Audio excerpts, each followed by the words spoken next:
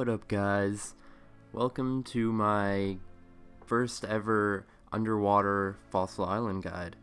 So, in today's guide, I'm going to be showing you guys all the mechanics and how to do the underwater minigame on Fossil Island. So let's start off with the basic requirements that you need. Obviously, you need the Bon Voyage quest completed.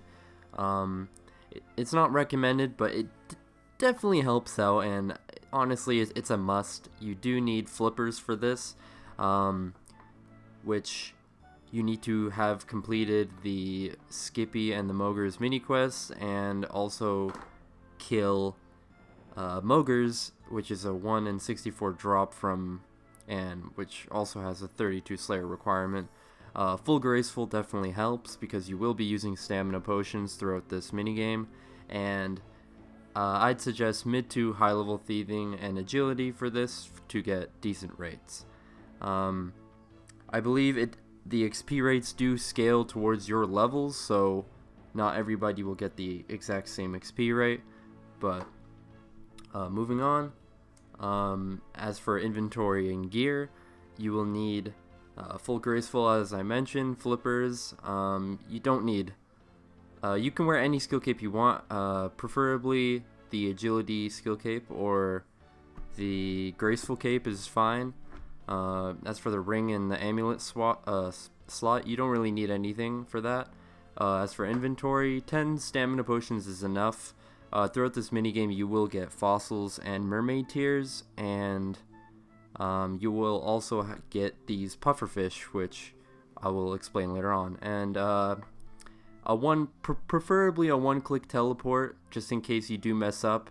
If you do mess up, you will lose all your mermaid tears, and the way you mess up is by running out of oxygen.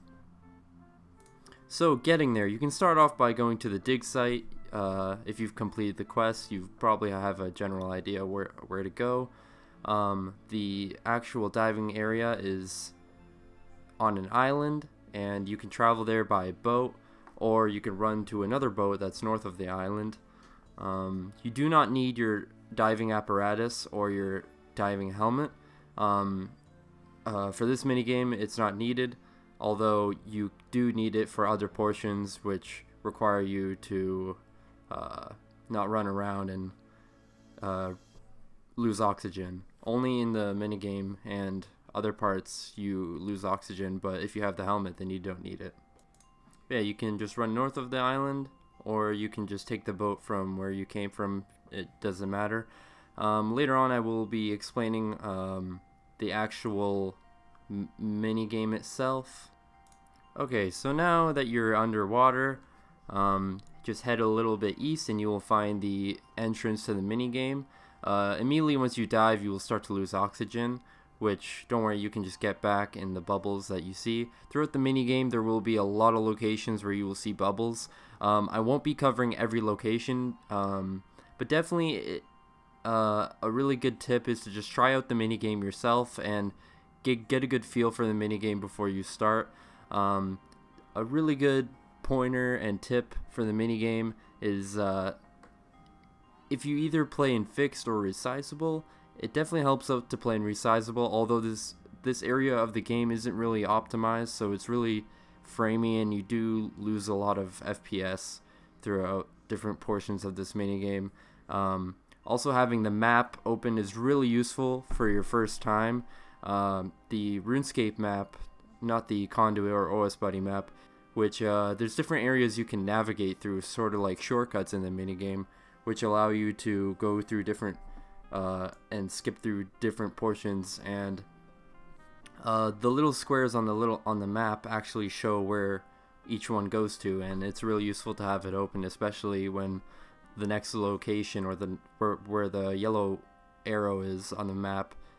It definitely helps out to know where everything goes in the minigame and to find the shortest path to the next area. So as for the minigame itself, you will find that you lose oxygen really quickly. Well, whenever you search a chest, you end up losing around 2% if you fail, and every few seconds you lose 1% of your oxygen. so you end up losing a lot of oxygen really quickly. Now throughout the minigame, you end up finding these pufferfish, which give you, I believe, 15% of your oxygen back. So whenever you're at or you're running past them, definitely catch them. They are useful. You also find that there are these oxygen bubbles, which certain chests actually have one right beside it, but you'll find that throughout the minigame that you will end up having to stay for a few seconds in them in order to go to the next location. So as you guys can see here, my oxygen is pretty low. So what I do is I just wait till I get around 40 to 60 oxygen back, and I go to the next location. Since the general area is west, I know that it's probably good to take the navigation hole, which takes you to the next chest, as you guys can see. Usually you kind of have to guesstimate and make decent decisions when you're doing this mini game, and you kind of have to predict where the next place is. Usually each hole takes you closer to the next chest. I think the way they programmed the minigame, I think that's what their intention was, is to make the next one as close as possible to get decent rates, rather than make it completely random. But as you can see on the map, I just use it to see which hole takes me to the next area. So now it's northeast, so I know that the next shortcut can take me there. I can easily go there as quick as possible. This is the closest way to get there. There's different routes you can take. But as you can see, I spend a little time here and there getting some oxygen back. I know I have some charges left in my trident, which I don't think I've mentioned yet, but this is one of the rewards, which I will talk about later.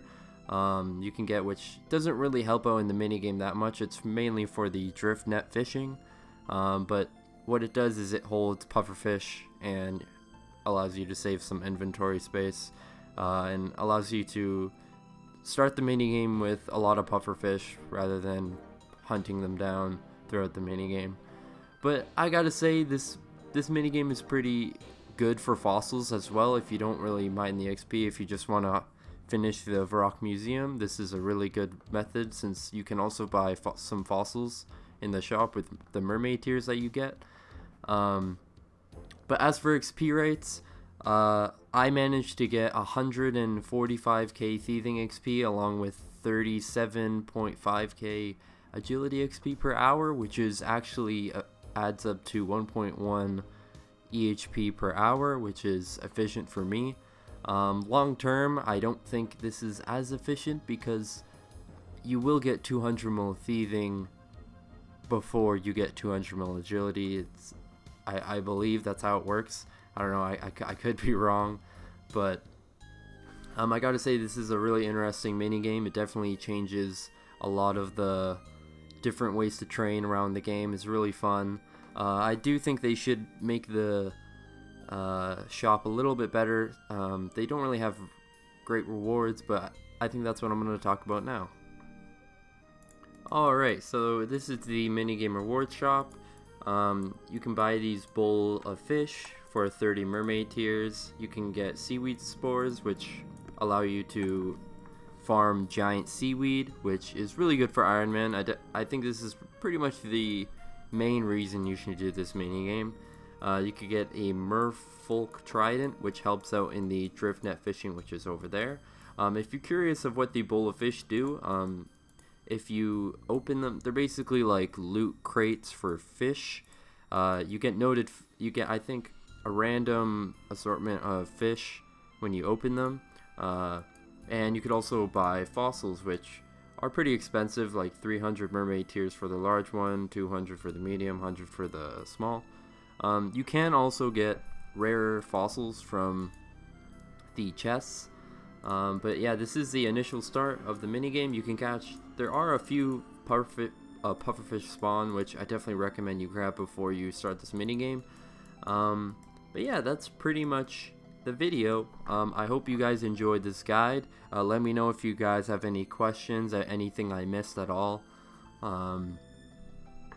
But yeah, this mini game is a pretty decent way to train thieving and agility without going to rooftops or pyramid plunder, and you can get both at the same time in the long run. So I'd say it's a really good mini game, not only for that's my bank pin. It's really good for fossils too. I'm probably going to do this for the rest of my fossils, but currently I'm going for the herbivore pet. God, that's such a weird way. That's such a weird name. But yeah, I did plant some the seaweed spores, and you do get a lot. They take 30 minutes to grow, I believe, which are pretty decent. So anyways, hopefully you guys enjoyed, and hopefully you guys get your thieving and agility up, and I hope this helped a lot. So I'll see you guys in the next video. Make sure to hit that like button and subscribe. Peace.